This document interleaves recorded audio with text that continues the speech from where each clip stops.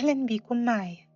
أنا أسماء وبودكاست أوفرشير، ودي حكايتنا الجديدة. حكايتنا النهاردة رغم إنها تبدو بسيطة جدا إلا إنها نادرة جدا. هنتكلم النهاردة عن الاعتذار وسؤالنا: بتعرف تعتذر؟ ويمكن السؤال الأهم هو: الاعتذار بيفرق فعلا؟ كلنا تقريبا استنينا في وقت من الأوقات اعتذار حقيقي بعد الأذى، لكن مش كلنا بنعرف نعتذر.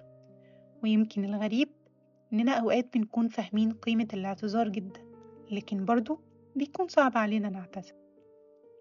ما أقدرش أقول إني شخص ما كانش بيعتذر، لأني دايما كنت بعتذر لما بغلط، لكن الحقيقة كان بيواجهني صعوبة كبيرة وقت الاعتذار، وكنت باخد وقت طويل علشان أقدر أستجمع شجاعتي، أختار كلامي وأسيطر على الإيجو بتاعي وأعتذر. ورغم إني كنت بعتذر في النهاية، لكن كان بيبقى من مبدأ شر لابد منه، لأني كنت بحس إنه بيجي على كرامتي، وطبعا كنت ببقى متضايقة جدا.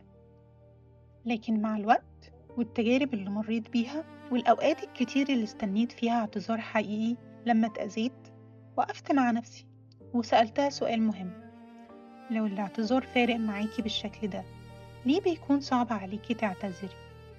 وهنا بس بدأت أفهم إن صعوبة الاعتذار بالنسبة لي ما كانتش جاية من الاعتذار نفسه، لكن من تأثيره عليا. لأن الاعتذار قوة، زي عاصفة جوه نفسنا بتحرك كل حاجة جوانا، بتحرك ذكريات ومشاعر قديمة مؤلمة. ووقت الاعتذار كل مرات الأذى اللي مريت بيها بترجع تاني. ويمكن علشان كده كان صعب عليا أعتذر، لأن الاعتذار كان بيخليني أواجه وجع قديم، وبيواجهني كمان بخوفي، خوفي من نظرة الناس ليا بعد الغلط، وخوفي من إني أبان ضعيفة. صعوبة الاعتذار غالبا بتيجي من إننا مش موجودين في الحاضر أصلا. إحنا وقتها بنكون عالقين بين الماضي والمستقبل.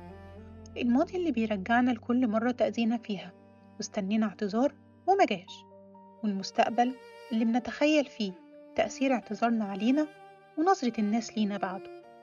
لكن وسط كل ده بننسى نبص للحظة الحالية، هنا ودلوقتي، الفعل اللي صدر مننا والوجع اللي سببه لحد تاني، ونحس بتأثيره. ويمكن وقتها الاعتذار ما يبقاش إهانة لكرامتنا قد ما يكون محاولة صادقة إننا نداوي أثر وجع كنا سبب فيه. الاعتذار ما بيخففش الوجع بالكامل، لكن أوقات بيفرق أكتر ما احنا متخيلين، لأن الشخص اللي اتأذى غالبا بيكون محتاج يحس إن مشاعره اتشافت، إن ألمه ما كانش مبالغة، وإن اللي قدامه فهم فعلا إنه وجع. ويمكن علشان كده الاعتذار الصادق بيكون مريح، مش لأنه بيغير اللي حصل، لكن لأنه بيخلي الشخص يحس إن وجعه كان مهم. ما تترددش تعتذر وقت الغلط، لأن الاعتذار مش بيقلل منك، يمكن هو من أكتر الحاجات اللي بتفكرنا إننا بشر بنغلط ونوجع غيرنا أوقات، لكن لسه جوانا قدرة نعترف ونعتذر ونحاول نداوي الأثر اللي سببناه.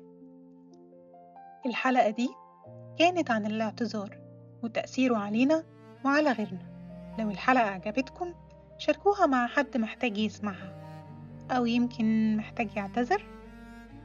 أنا أسماء وبودكاست أوفرشير.